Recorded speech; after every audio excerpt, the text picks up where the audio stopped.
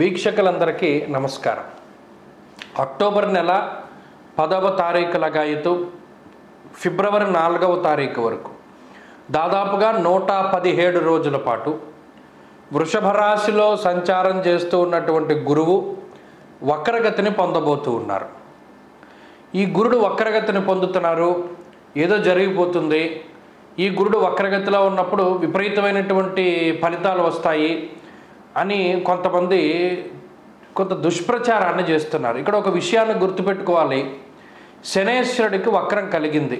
దాదాపుగా చాలా రోజులు, ఆయన కూడా 100 రోజుల పైనే వక్రగతిలో ఉన్నారు. నవంబర్ 15వ తారీఖుతోటి ఆ శనేశ్వరుడి యొక్క వక్రగతి పూర్తయిపోతుంది.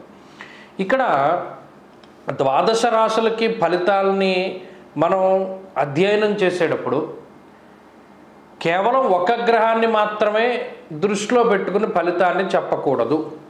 మిగతా గ్రహాల తాలూకు ఫలితాలు కూడా ఉంటాయి కదా. ఉదాహరణకి ఏదైనా ఒక రాశి తీసుకుంటే ఆ రాశికి గురువు వక్రంలో ఉన్నారు, గురుడిచ్చే ఫలితాలు ఉంటాయి. కానీ మిగతా గ్రహం వల్ల వచ్చేటువంటి ఫలితాలు కూడా వస్తాయి కదా. ఇది కూడా అన్వయం అవుతుంది కదా. కేవలం ఒక గ్రహం ఫలితం మాత్రమే వస్తుంది అని అనుకోవడం మన మూర్ఖత్వమే అవుతుంది. ఈ గురుడు వక్రంలో ఉన్నారు. ఈ 117 రోజులు లేదా 119 రోజుల పాటు కొన్ని పంచాంగాల రీత్యా 117 రోజుల పాటు గురుడు వక్రగతిలో ఉన్నారు కాబట్టి మీకు ఇది అయిపోతుంది అని చెప్పడం చాలా, అది మన అవివేకము. ఎందుకంటే గురుడి వల్ల ఇది జరుగుతుంది సరే. ఒకవేళ గురుడు పాపస్థానంలో ఉన్నారు, దానివల్ల ఇది కొంత ఇబ్బందికరమైన పరిస్థితులు ఉన్నాయి. మరి దీనివల్ల మిగతా గ్రహం ఇచ్చేటువంటి శుభ ఫలితాలు కూడా ఉంటాయి కదా. దాన్ని కూడా మనం దృష్టిలో పెట్టుకోవాలి. కాబట్టి ఇందులో మేము చెప్పేటువంటి ఏ ఫలితమైనా ఒక గ్రహం వల్ల మాత్రమే మీకు ఇది వస్తోంది అని చెప్తున్నాం. కానీ అట్ ద సేమ్ టైం ఇంకొక గ్రహం వల్ల ఏదైనా శుభ ఫలితం కనుక వస్తే ఈ చెడు అన్నది తగ్గుముఖం పడుతుంది. ఇది ప్రధానంగా గుర్తుపెట్టుకోవాలి. కాబట్టి ఈ గురువు యొక్క ఈ 117 రోజుల వక్రగతిని దృష్టిలో పెట్టుకుని ఏ ఏ రాసులకి ఏ ఫలితాన్ని గురుడు కలగజేస్తున్నారు అనేటువంటి విషయాన్ని దృష్టిలో పెట్టుకోవాలి. ఎందుకంటే ఆల్మోస్ట్ రాశి సంచారం పూర్తయిపోతూ ఉన్నటువంటి టైంలో ఉన్న గురుడు 40 డిగ్రీలు 43 డిగ్రీలు వరకు వెనక్కి వచ్చేస్తున్నారు. మరలా తర్వాత మే 15వ తారీఖున మారతారు గురుడు వృషభం నుండి మిథున రాశిలోకి.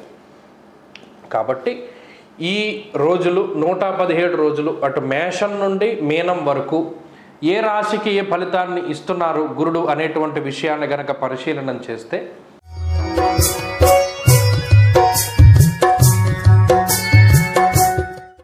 ముందు మేషరాశి వారికి గురుడు ప్రస్తుతం 2వ స్థానమందు అంటే కుటుంబ స్థానమందు సంచారం చేస్తున్నారు. ఇది చాలా మంచి విషయం. మనస్సౌఖ్యం యశోవృద్ధిం అని చెప్పి చెబుతూ ఉన్నది శాస్త్రం. ఇప్పుడు కలిగేటువంటి వక్రగతి వల్ల మేషరాశి వారికి అంత ఇబ్బందికరమైనటువంటి పరిస్థితులు ఉండవు. ప్రత్యేకించి మణిర్ముక్త ఫలం స్వర్ణం రత్నధాతు కదంబకం అంటూ ఉన్నది శాస్త్రం. 2వ స్థానానికి సంబంధించినటువంటి కొన్ని విషయాలు ఏవైతే ఉన్నాయో అవి మాత్రమే కొంత ప్రభావితం అవుతాయి. అనగా ఈ రాశి వారికి ఏమవుతుంది అంటే ప్రణాళికాబద్ధమైనటువంటి జీవనము ఉండదు. ఈ 117 రోజుల పాటు మీరు గమనిస్తే మేషరాశి వారికి ఇప్పటి వరకు ఉన్నటువంటి క్యాలిక్యులేటెడ్గా జరిగినటువంటి దినచర్య అన్నది జరగదు. ఇప్పటి వరకు ప్రతిరోజు వ్యాయామం చేస్తూ ఉంటే దానిలో మార్పులు వస్తాయి. ప్రతిరోజు పొద్దున్న ఈ సమయానికి లేస్తూ ఉంటే దాంట్లో మార్పులు వస్తూ ఉంటాయి. రాజకోపో యశోహాని అంటూ ఉన్నది శాస్త్రం. అనగా కొంత కష్టపడేటువంటి పరిస్థితులు ఉన్నాయి. శారీరక శ్రమ అధికమవుతుంది, బద్ధకం అధికమవుతుంది, కొంత ఖర్చు అనేటువంటిది అధికంగా ఉంటుంది. ఈ 3 విషయాల పట్ల ఈ రాశివారు కొంత జాగ్రత్తగా ఉంటే మిగతా విషయాలలో గురుని యొక్క ప్రభావం ఏది కూడా ఉండదు. గురుడు ప్రధానంగా స్థూలకాయాన్ని కలిగించడానికి అవకాశం ఉంటుంది.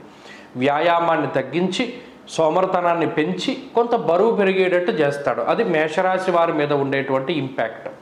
అలాగే కుటుంబ సభ్యులతోటి ఉండేటువంటి స్థితిగతులపై కొంత ప్రభావాన్ని చూపెడుతుంది. కాబట్టి మాట్లాడేటప్పుడు చాలా జాగ్రత్తగా ఉండాలి.